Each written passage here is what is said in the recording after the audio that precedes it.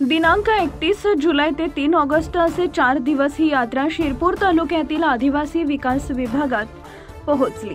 31 जुलैला मालकत्तर गढळदेव पासून सुरू झाली आणि आज महादेव इथं समाप्त झाली। 4 दिवसांची ही यात्रा तालुक्यातील 21 गावांपर्यंत पोहोचली। गावात यात्रेचं स्वागत झाले। शिरपूर सातपुड्याचे भूमिपुत्र क्रांतीवीर खाजाजी नाईक यांचं शिरपूर तालुक्यातील बाटवापाडा इथं स्मारक झालं पाहिजे, कारण त्यांनी याच ठिकाणी राहून ब्रिटिश सरकारच्या विरोधात लढा दिला आणि संघर्ष केला। त्यासोबत गावपाड्यावरील लोकांनी एकत्र येऊन खाजा नाईक यांच्या प्रतिमेला अभिवादन करण्यात आले। शिरपूर फर्स्ट व अनुभव युवा मंचच्या पदाधिकाऱ्यांनी गावकऱ्यांच्या समस्या जाणून घेतल्या व संवाद साधला।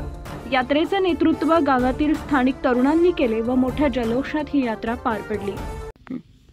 शिरपूर फर्स्ट व अनुभव युवा मंचच्या माध्यमातून दिनांक 31 जुलै ते 3 ऑगस्ट दरम्यान 4 दिवसाची आदिवासी जागर यात्रा ही या शिरपूर तालुक्यातील आदिवासी भागात काढण्यात आली। गावोगावी जाऊन ही यात्रा आज संपन्न झाली।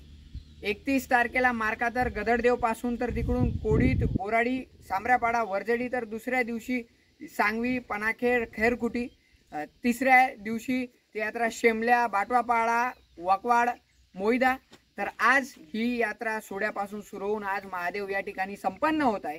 आणि या 4 दिवसाच्या यात्रेच्या माध्यमातून आदिवासी जागर यात्रेच्या माध्यमातून शिरपूर फर्स्ट व अनुभव शिक्षा युवा मंच आयोजित या यात्रेच्या माध्यमातून बाटवापाडाला जे आद्य क्रांतिकारी आणि या सातपुड्याचे भूमिपुत्र क्रांतीवीर खाजाजी नाईक यांचं स्मारक तिथं तयार झालं पाहिजे, तिथं जाणारा रस्ता तयार झाला पाहिजे। आणि एवढा मोठा ज्वलंत इतिहास असताना तिथं स्मारक नसल्या कारणाने ही शोकांतिका आहे आणि ती तयार झाली पाहिजे। आदिवासी भागातील आदिवासी पाड्यावरील समस्यांचं निराकरण झालं पाहिजे, यासाठी ही यात्रा गावोगावी फिरली आणि प्रचंड उत्स्फूर्त प्रतिसादाने ही यात्रा आज संपन्न होत आहे। ही यात्रा खाजा नाईकांच्या स्मारकाबरोबरच आमच्या आदिवासी बांधवांच्या गाव पातळीवर पाड्या पातळीवर अनेक समस्या आहेत, त्या समस्या जाणून घेण्यासाठी होत्यात।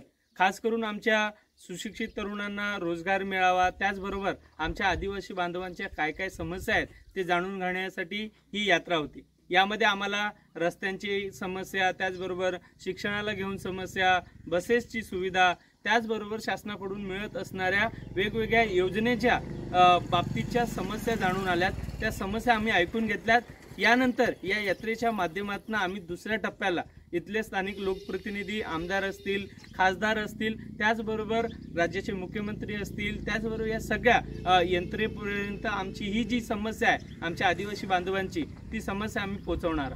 खास करून आम्हाला एक समस्या जाणवली की आमच्या अनेक शाळा, अंगणवाड्या आजही पडक्या स्थितीमध्ये आहेत, त्यांची सुधारणा झाली पाहिजे। त्याचबरोबर आमच्या आदिवासींच्या जीवनामध्ये परिवर्तन घडला पाहिजे, हाही हेतू या यात्रेचा होता आणि या सगळ्या चर्चेतून आम्ही बोलणार आहोत।